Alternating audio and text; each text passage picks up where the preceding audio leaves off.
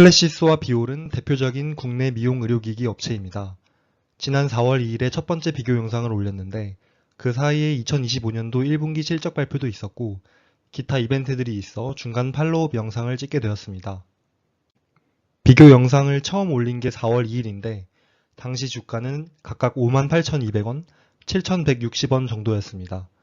두 달이 지난 지금 주가는 어떻게 변했을까요? 두 회사의 주가는 서로 다른 흐름을 그리고 있습니다. 5월 30일 기준 클래시스 주가는 5월 12일 74,400원 고점을 찍은 뒤 약 24%가 하락해 현재 57,000원을 기록하고 있습니다. 두 달 전과 거의 비슷한 가격입니다.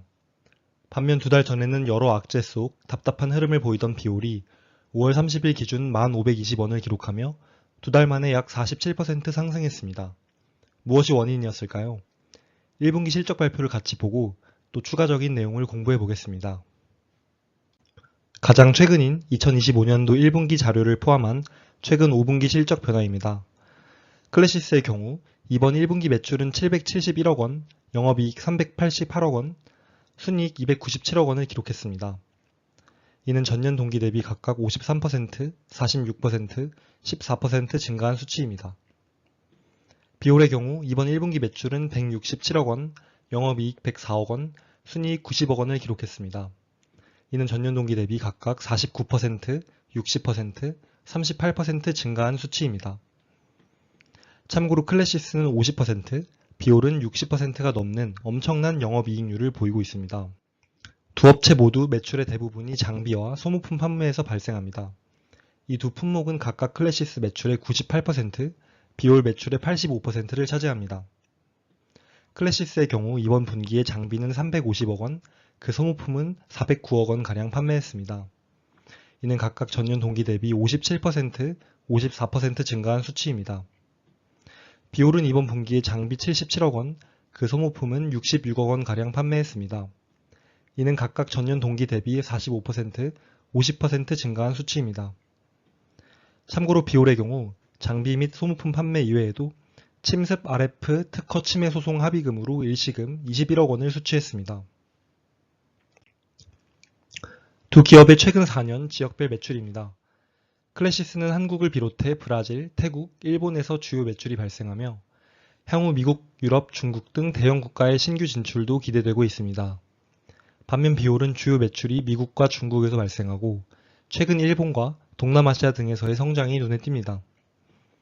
추가로 클래시스의 25년도 1분기 수출 매출을 보면 전년 동기 대비 56% 증가했는데 그 이후로 브라질에서의 안정적인 매출과 태국, 일본, 러시아, 대만, 호주의 매출 성장을 꼽았습니다. 비올의 2025년도 1분기 지역별 장비 매출을 보면 미국 매출이 전년 동기 대비 비슷하고 직전 분기 대비 거의 반토막 났습니다. 그래도 아시아 매출은 전년 동기 대비 71% 증가했고 직전 분기 대비 40% 넘게 올라 총 매출은 선방했다고 보여집니다. 1분기 재무상태표를 특이사항 위주로 보겠습니다. 클래시스는 영업활동 호조에 따라 현금성 자산이 392억 원으로 크게 늘었고 단기 금융상품은 1351억 원 보유 중입니다. 비올의 현금 및 현금성 자산은 340억 원, 단기 금융상품은 468억 원입니다. 클래시스는 전체 자산 중 27%를 현금류로 보유 중이고 비올은 전체 자산 중 무려 76%를 현금류로 보유 중입니다. 클래시스의 유동부채는 직전 분기 1289억 원에서 714억 원으로 줄었는데 본사 건물 차입금 618억 원이 만기가 연장됨에 따라 비유동부채로 분류 변경되었습니다. 그리고 4월 배당금 미지급금 168억 원이 유동부채에 포함되어 있습니다. 비올의 유동부채는 직전 분기보다 3억 원 감소한 86억 원이고 총 부채 또한 89억 원으로 매우 적습니다. 클래시스의 이번 분기 부채 비율은 26%, 비올의 부채 비율은 9%로 매우 건전한 편에 속합니다. 현금 창출력 좋고 재무 상태가 건전한 것도 좋은데 두 회사의 이익잉여금은 빠르게 증가하고 있습니다. 자본금 대비 이익잉여금을 나타내는 유보율 수치는 클래시스가 5287%, 비올이 1425%입니다. 즉 돈을 벌고 쌓아두기만 한다는 뜻인데 설비 투자나 연구 개발의 이익을 더 활발하게 사용하거나 배당 증가 및 자사주 매입에 더 적극적인 모습을 보인다면 주주 입장에서 더 신뢰할 수 있을 것이라 생각됩니다. 두 회사의 연구 개발비를 비교해 보겠습니다. 지난 3년간 클래시스의 매출액 대비 연구 개발 비용은 점점 증가해 2024년 기준 7%를 넘었습니다. 연구 개발 인력도 꾸준히 늘어 2024년 기준 101명이 되었고, 신제품 및 기존 제품의 업그레이드 버전도 계속 출시되고 있습니다. 비올은 지난 3년간 이 비율이 점점 감소해 2024년 기준 5.4%를 기록했습니다. 현재 초음파 방식을 이용해 약물 도포를 돕는 장비, 그리고 바이폴라 절연 니들을 이용한 바디 컨투어링 장비를 개발 중입니다. 또 바이폴라 비절연 니들을 이용해 약물 피부 침투를 돕는 소모송 팁과 모노폴라 전극의 최적화를 통한 일체형 펜 타입 장비 및 소모송 팁을 개발 중입니다.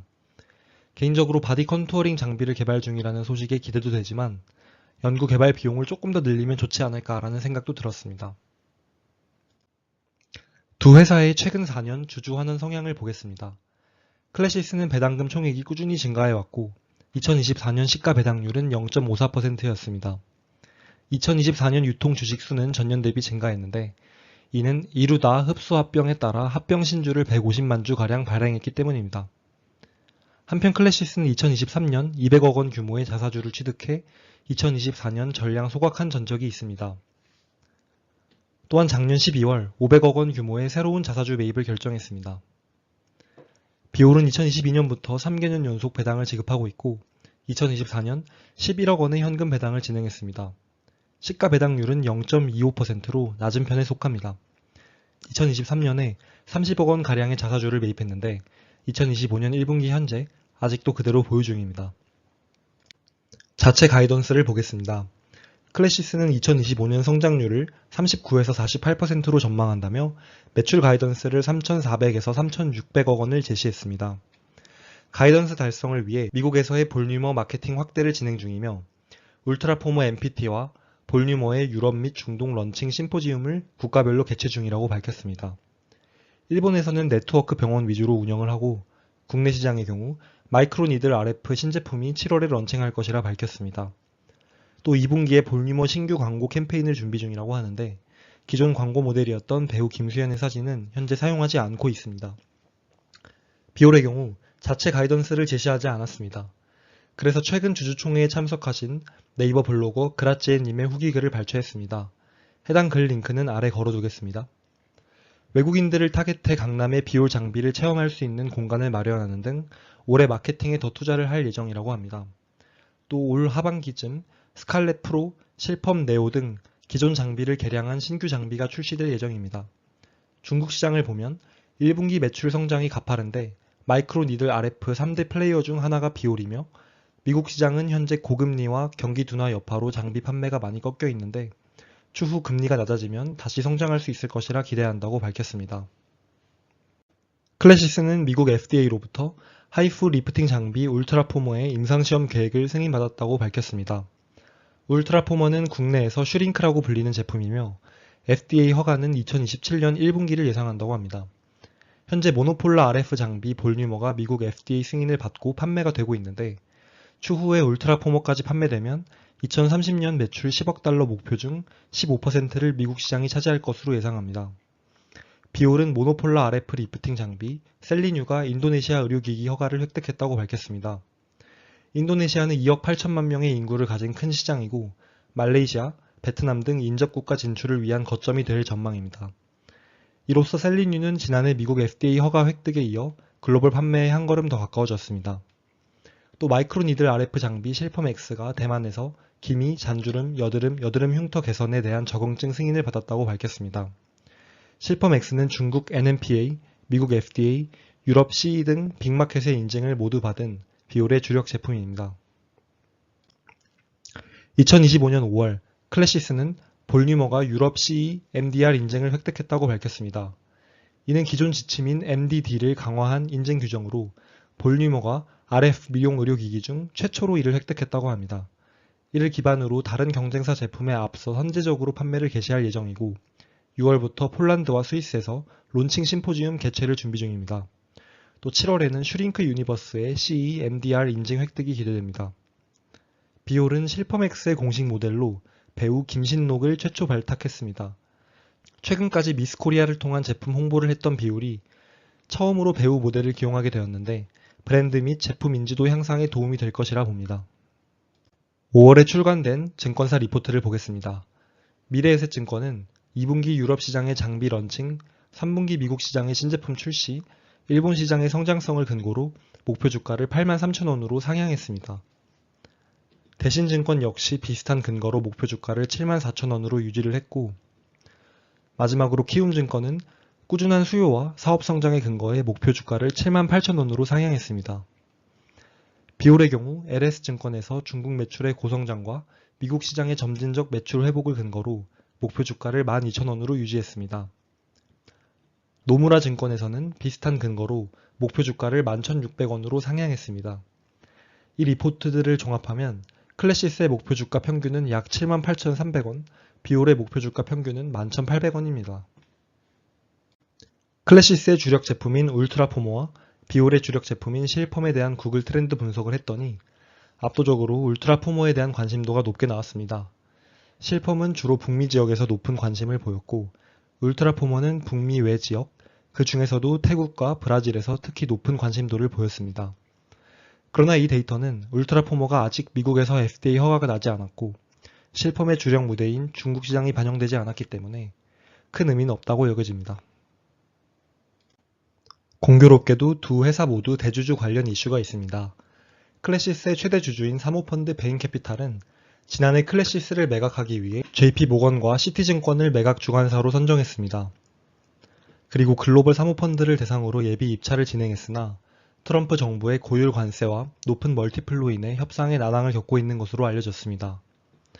그리고 가장 최근 5월 16일 최대 주주인 베인캐피탈이 지분 6.68%를 블록딜 방식으로 매각했습니다. 블록딜이란 장외에서 대량의 주식을 일괄 매도 또는 매수하는 거래 방식입니다. 이를 통해 베인캐피탈의 보유 지분은 60.84에서 54.16%로 감소했습니다. 처분 단가는 57,915원으로 전일 종가 대비 약 11% 할인된 가격이었습니다.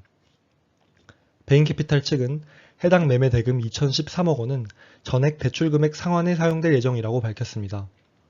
지난해 베인캐피탈은 7,400억 원 규모의 리파이낸싱을 진행한 바 있는데 이번 블록딜 매각 금액은 해당 주식담보대출에 대한 상환에 사용될 예정으로 보입니다. 시장은 최대 주주의 블록딜을 악재로 해석하고 그 이후 주가는 꾸준히 하락하고 있습니다. 비올의 경우 지난 3월 말 최대 주주인 DMS가 감사 의견으로 의견 거절을 받으면서 주식 매매 거래가 정지되었습니다. DMS와 그 산하 정본 메디컬 사이의 수상한 거래에 대해 해명하지 못했기 때문인데, 정본 메디컬은 DMS 최대 주주인 박용석 사내이사와 두 자녀가 100% 보유하고 있는 개인 회사입니다.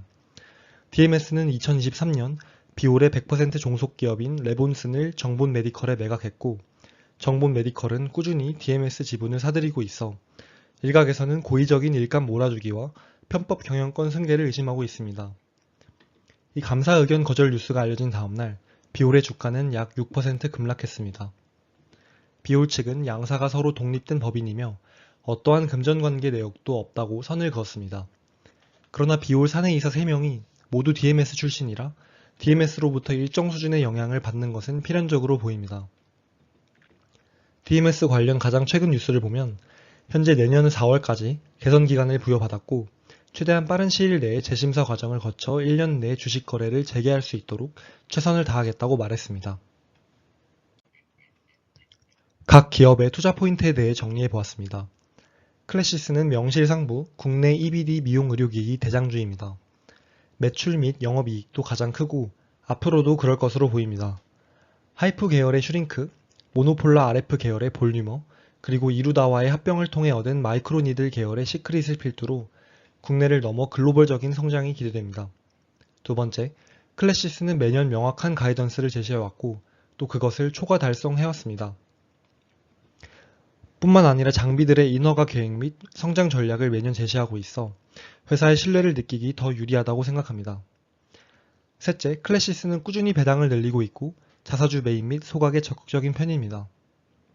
넷째, 홈뷰티 디바이스 및 화장품 매출은 아직 전체 매출의 1%이지만 올리브영 등의 플랫폼을 활용하여 2분기부터 B2C 제품의 매출이 증가할 것이라 전망합니다. 비올의 경우 마이크로니들 RF 계열의 절대 강자입니다. 창업주인 나종주 고문이 개발한 나 이펙트를 기반으로 특허를 등록했고 9개 미용 의료기기 회사를 상대로 ITC 특허 침해 소송을 제기해 승소했습니다. 두 번째, 비올의 주력 제품인 실펌X는 지난해 중국 NMPA 인증을 획득해 현재 판매 중입니다. 경쟁 장비인 클래시스의 볼뉴머와 슈링크, 원텍의 올리지오 등은 아직 이 인증을 획득하지 못해 중국 내 판매를 하지 못하고 있습니다. 세 번째, 마이크론 이들 장비뿐만 아니라 모노폴라 RF의 셀리뉴와 하이프의 듀오 타이트를 출시해 사업 영역을 넓히고 있습니다. 셀리뉴는 미국 FDA뿐만 아니라 최근 인도네시아 허가도 획득했고 듀오 타이트는 현재 일본과 인도네시아에 시제품을 공급해 현지 병원에서 사용하고 있습니다. 두 제품은 올해부터 본격적으로 매출 성장에 기여할 것으로 보입니다. 마지막으로 각 기업의 투자 리스크 요인에 대해 알아보겠습니다. 클래시스는 앞서 말씀드린 대로 최대 주주인 베인캐피탈이 최근 블록딜을 통해 투자 자금에 대한 회수를 진행했고 작년부터 엑싯 움직임도 보여주고 있습니다. 이처럼 대주주의 지분 매도 내지는 대주주 변경 가능성은 단기적인 불안 요소로 작용할 수 있습니다. 두 번째, 클래시스는 슈링크의 대중적 성공 덕분에 현재 위치까지 올라올 수 있었습니다.